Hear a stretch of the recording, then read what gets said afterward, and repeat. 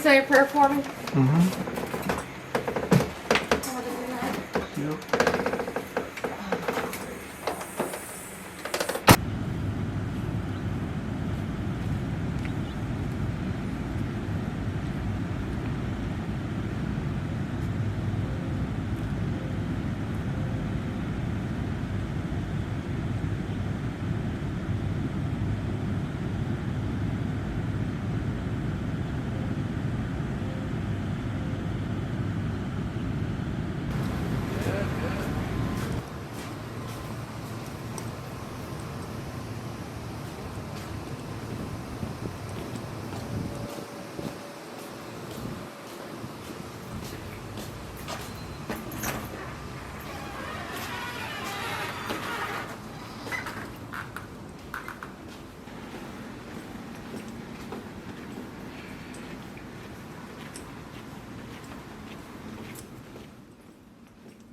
It has been a horrible 2 years.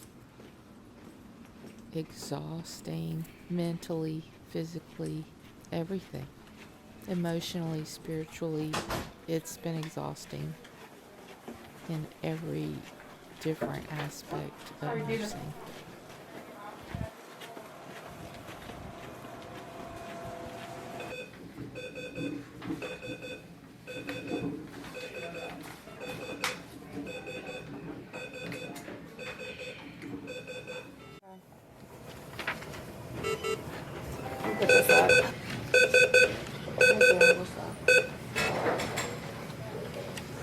These are just one.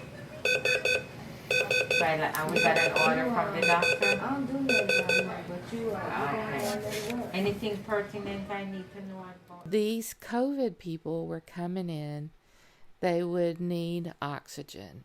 Then their oxygen needs would increase. Then it would get worse, and then it would get worse. And we would have these people for weeks at a time. We would get to know them.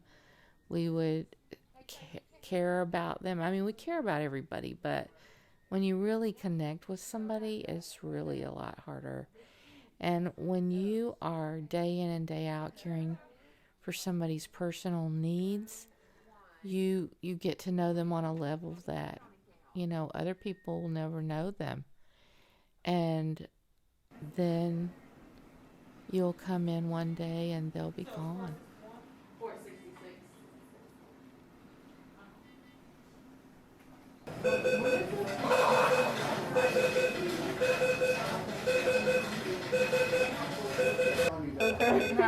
Welcome to nursing. That's what I tell her. Yeah. Welcome to nursing. Yeah. All right. What's been delivered? I would go in and she would go, I'm doing everything they tell me to and I'm just not getting better. And nothing worked. And it was just a downward spiral. And one night, I knew she was religious, and I said, well, you wanna me to pray with you? And so we prayed together, and I knew she was gonna be dying soon. And it was just so horrible. I mean, I'm just sitting there trying not to cry while I'm praying with her. And she died the next day. And so she wasn't there when I came back to work.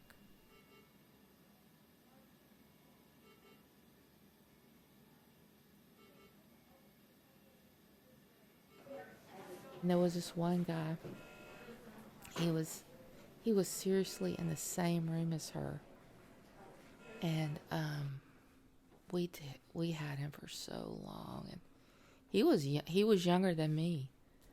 So, and sometimes those are the hard ones too, when I think of my life and where I'm at, and what if it was me sitting there, and he tried to do everything. He proned. He would do whatever they told him to. One night, I went in. He had this really nice beard, and his BiPAP mask wasn't fitting. And I went in, and because I was in charge that night, and I said, "Buddy, we're gonna have to take those whiskers off." And he went, He went, thank God. I hate this beard. So nobody didn't even ask him. Everybody had been scared to tell him he needed to shave. But we shaved him and he was so happy. But he was gone the next day. Like, he was gone to ICU the next day. And I would watch his name in the ICU. And finally one day he was gone.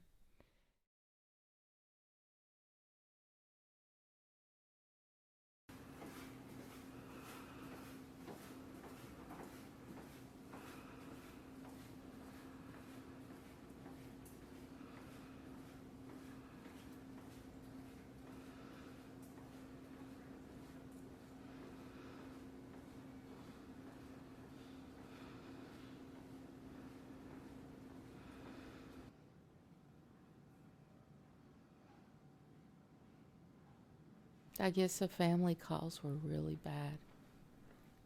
But, I mean, we had to do it because otherwise they're just sitting there wondering.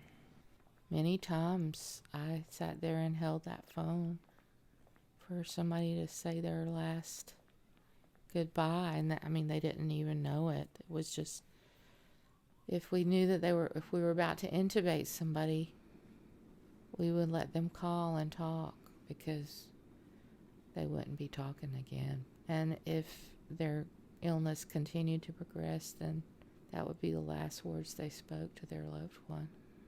If we knew, we would try to let them come, but we don't always know. We got pretty good at it at the end, though.